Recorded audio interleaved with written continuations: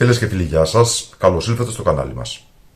Στο σημερινό επεισόδιο θα παρακολουθήσουμε μαζί τα υλικά και τη διαδικασία για να εκτελέσουμε αυτή την υπέροχη συνταγή για ορφανά γεμιστά, παρόλα αυτά χαρούμενα. Δηλαδή πρόκειται για γεμιστά νηστίσιμα, χωρίς κιμά, όπου όμως η γεύση συμπληρώνεται με χρήση ξηρών καρπών και σόγιας. Πάμε λοιπόν να παρακολουθήσουμε μαζί τα υλικά και τη διαδικασία εκτέλεσης της συνταγής μας. Ξεκινάμε λοιπόν με ένα μεγάλο ή 2 μέτρια κρεμμύδια, τα οποία θα ψιλοκόψουμε.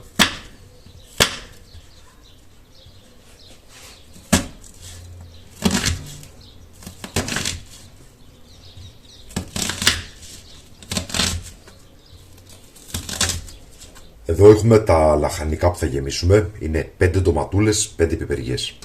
Αυτό το οποίο θα κάνουμε είναι να ανοίξουμε τις ντομάτες.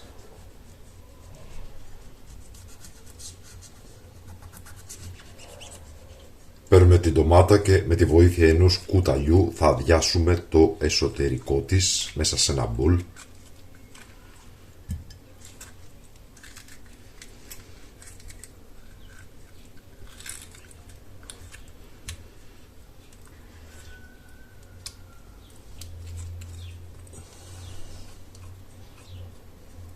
Η ντομάτα είναι έτοιμη λοιπόν, βάζουμε και το καπάκι, τη βάζουμε στο ταψί και συνεχίζουμε ακριβώς την ίδια διαδικασία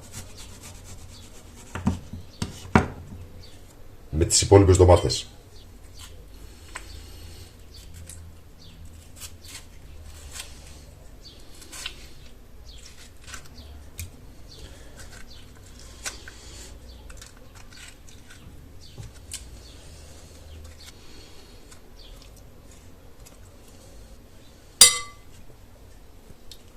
Εδώ λοιπόν έχουμε το εσωτερικό από τις ντομάτες, το οποίο θα πολτοποιήσουμε στο blender.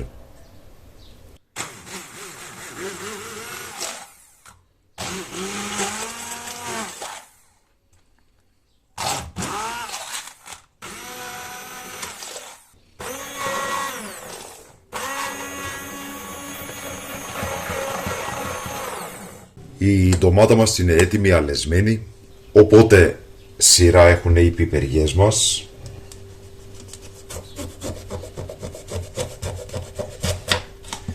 Να κόψουμε τα καπάκια και να αφαιρέσουμε το μεγαλύτερο μέρος από το εσωτερικό για να μπορεί να μπει γέμιση. Αν μείνουν σποράκια δεν πειράζει. Τα σπόρια της πιπεριάς, της γλυκιάς πιπεριάς τουλάχιστον, είναι βρώσιμα. Καλά και της καυτερής. Να σας πω επίσης ότι σε μοναστηριακές συνταγές αυτό εδώ, τα σπόρια, τρίβονται στο μούλτι και μπαίνει μέσα στη γέμιση. Θα συνεχίσουμε λοιπόν κατά τον ίδιο τρόπο με όλες τις πιπεριές μας. Πριν προχωρήσουμε στο ρύζι, να σας πω ότι για τη γέμιση στο εσωτερικό μπορείτε να βάλετε και ένα κολοκυθάκι τριμμένο και μια μελιτζάνα τεμαχισμένη. Με αυτόν τον τρόπο τα γεμιστά γίνονται απίστευτα. Εγώ δυστυχώς δεν βρήκα κολοκυθάκι αυτή την εβδομάδα καθόλου. Γι' αυτό και δεν βάζω. Συνήθως όμως βάζω. Πάμε λοιπόν τώρα στο ρύζι. Θα χρειαστούμε ρύζι για γεμιστά. Υπολογίστε περίπου 1,5 κουταλιά της σούπας για κάθε γεμιστό. Έχουμε 10 γεμιστά, άρα χρειαζόμαστε 15 κουταλιές της σούπας. Το ρύζι αυτό θα το βάλουμε σε ένα μικρό σουρωτήρι και θα το πλύνουμε με τρεχούμενο νερό. Έχουμε λοιπόν εδώ ένα μεγάλο τηγάνι, στο οποίο θα βάλουμε το κρεμμύδι.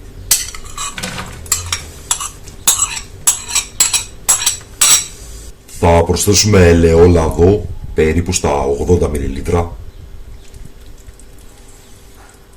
Πιπέρι,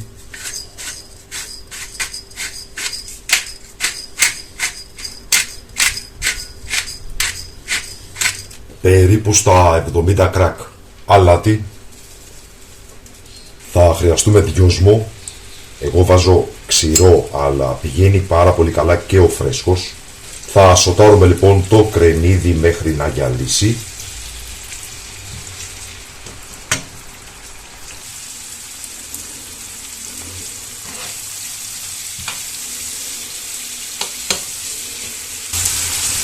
Το κρεμμύδι μας έχει γυαλίσει, οπότε ήρθε η ώρα να προσθέσουμε 50 γραμμάρια κουκουνάρι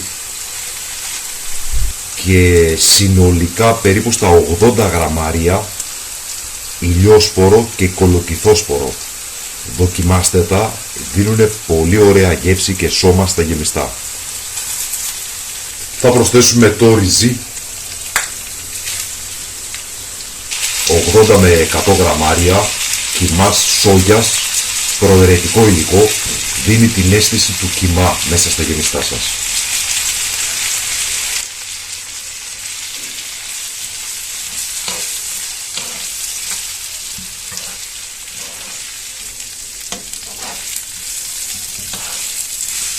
Θα προσθέσουμε ένα γκίβο λαχανικών,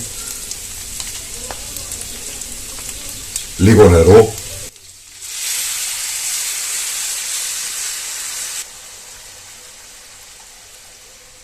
το νερό που προσθέσαμε είναι περίπου στα 300 γραμμάρια. Θα προσθέσουμε περίπου μισό ματσάκι μαϊντανό, εγώ τον έχω βγάλει από την κατάψυξη. Και γενικά να γνωρίζετε ότι όταν αγοράζετε μαϊντανό, ό,τι περισσεύει το πλένετε, το ψιλοκόβετε και το φυλάτε σε σακούλα για τρόφιμα στην κατάψυξη. Θα βάλω λίγο φρέσκο δυόσμο, τον οποίο έχω πλύνει πολύ καλά. Δεν χρειάζεται να είναι ψιλοκομμένος, σε μεγάλα κομμάτια. Δηλαδή, ανά ένα φύλλο. Θα ανακατέψουμε να πάει παντού ο μαϊντανός και ο δυόσμος και θα προσθέσουμε περίπου στα 100 γραμμάρια σταφίδες, μαύρες ή ξανθές, ό,τι θέλετε.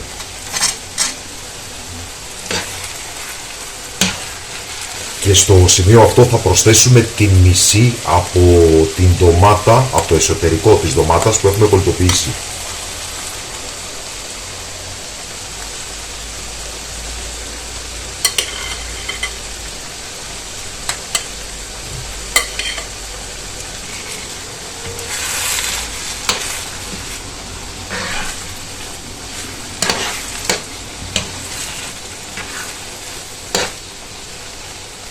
Σβήνουμε λοιπόν την εστία και με την θερμότητα που μέχρι τώρα έχει η εστία θα εξατμιστούν τα υγρά και θα δέσει κάπως η γέμιση.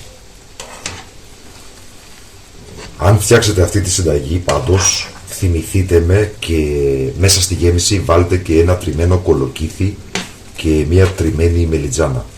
Βασικά, αν βάλετε τη μελιτζάνα θα δώσετε την αίσθηση του κιμά. Δεν θα χρειαστείτε τη σόγια, δεν θα χρειαστείτε τίποτα.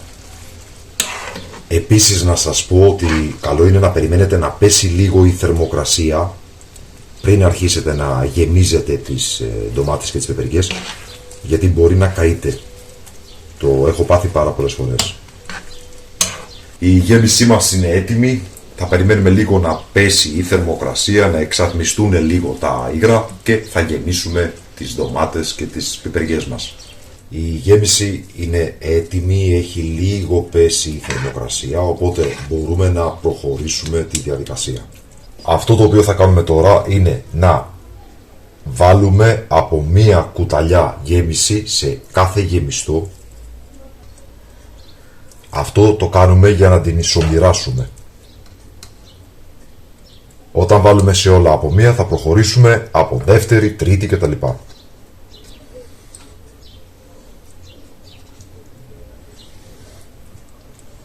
Το σημαντικό εδώ είναι να μην παραγεμίσετε τα γεμιστά, γιατί το ρύζι θα απορροφήσει υγρασία και ο όγκος του θα τριπλασιαστεί.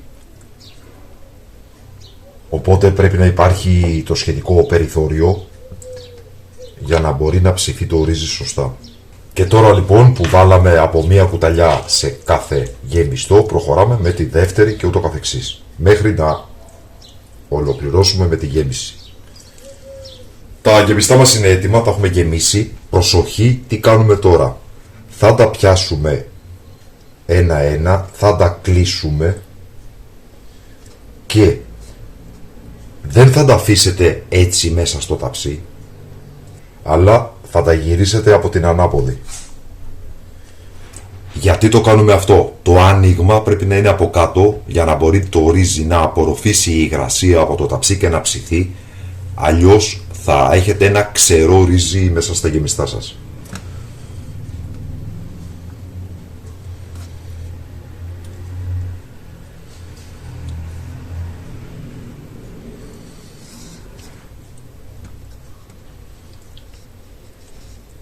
Τα γυρίζουμε λοιπόν όλα από την ανάποδη. Αν σας έχει περισσέψει γέμιση, εννοείται ότι δεν την πετάτε. Μπορείτε να τη βάλετε, ένα παράδειγμα εδώ, αυτή που πέρισψε σε μένα, και είναι άλλο ένα ή και δύο γεμιστά. Και να σας πω την αλήθεια, πολλές φορές αυτή η σκέτη γέμιση είναι το πιο νόστιμο, γιατί ψήνεται μέσα στο ταψί που έχει αρκετή υγρασία, οπότε το ρύζι γίνεται πάρα πολύ ωραίο.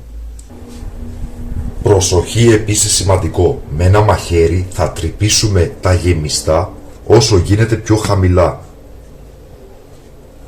Αρκετές φορές θα τα τρυπήσουμε. Γιατί με τον τρόπο αυτό θα μπορέσει το ρύζι να απορροφήσει υγρασία. Και θα μπορέσει λοιπόν να ψηθεί σωστά και να έχουμε μια ωραία και ζουμερή γέμιση. Εδώ βάζω την υπόλοιπη γέμιση, βλέπετε μου έμεινε για περίπου 2 γεμιστά ακόμα.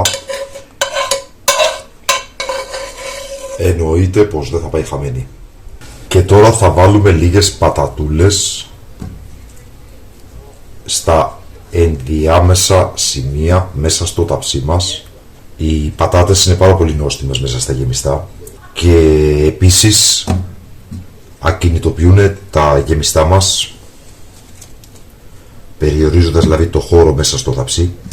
2 με 3 πατατούλες, δεν χρειάζεται πάρα πολλές. Βέβαια ανάλογα. Εγώ βάζω και παραπάνω γιατί μου αρέσουν. Θα βάλουμε λίγο αλατάκι και πιπεράκι στις πατάτες.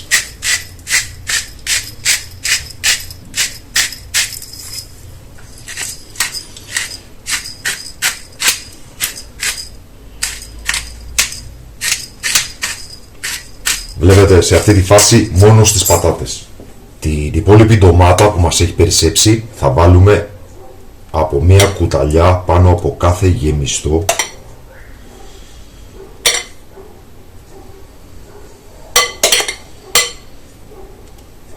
Και αν περισσέψει και για δεύτερη, εννοείται και δεύτερη. Θα μπει όλη η ντομάτα δηλαδή.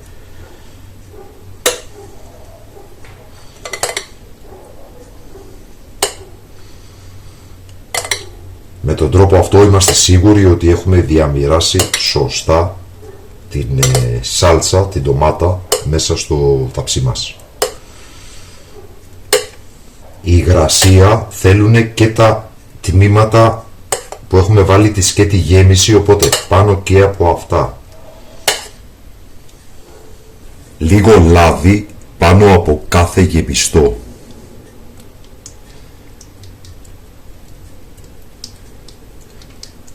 Τα γεμιστά είναι λαδερό φαγητό, οπότε δεν ψήνονται με νερό, ψήνονται με λάδι. Θα βάλουμε λοιπόν λαδάκι και στις πατατούλες.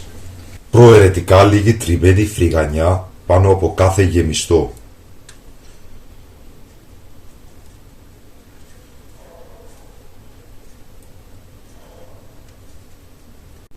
Και τώρα αρκετό πιπέρι πάνω από κάθε γεμιστό.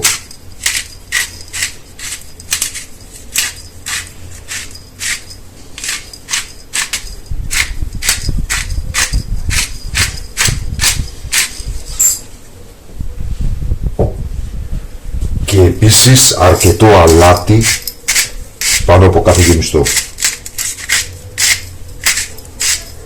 Αυτό είναι το καλύτερο μέρος από τα γεμιστά.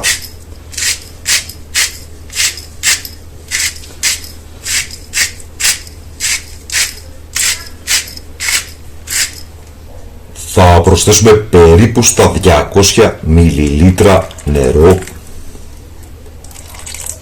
Μπορεί και λιγότερο. Έχω βάλει 100 αυτή τη στιγμή. και θα ψήσουμε τα γεμιστά για 1 ώρα με 1 ώρα και 15 λεπτά στους 200 βαθμούς Κελσίου. Αν κατά την πορεία του ψησίματος δείτε ότι χρειάζεται λίγο νερό, εννοείται θα προσθέσετε νεράκι. Θα τα πούμε λοιπόν όταν τα ορφανά αλλά ευτυχισμένα γεμιστά μας είναι έτοιμα. Και ήρθε η ώρα να σερβίρουμε.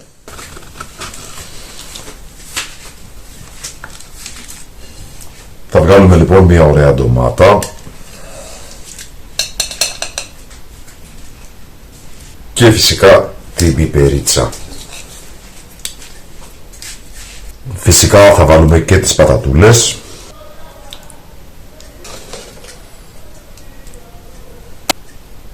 και την υπέροχη αυτή σαλσούλα. Αυτή λοιπόν ήταν η σημερινή μας συνταγή. Γεμιστά, ορφανά, παρόλα αυτά χαρούμενα. Γεμιστά δηλαδή χωρίς κιμά, αλλά που κανείς δεν καταλαβαίνει την έλλειψη του κιμά, γιατί αντισταθμίζεται από τους ξηρούς καρπούς και από τη σόγια. Με την ευκαιρία θα θέλαμε να σας ευχαριστήσουμε που υποστηρίζετε το κανάλι, κάνοντας εγγραφή, πατώντας το καμπανάκι για να λαμβάνετε τις ειδοποιήσεις, πατώντας like, αφήνοντας μας ένα σχόλιο και βέβαια κοινοποιώντας το σύνδεσμο του βίντεο στα μέσα κοινωνικής δικτύωσης. Σας ευχαριστούμε που παρακολουθήσατε το βίντεο αυτό. Καλή συνέχεια, να είστε όλοι καλά.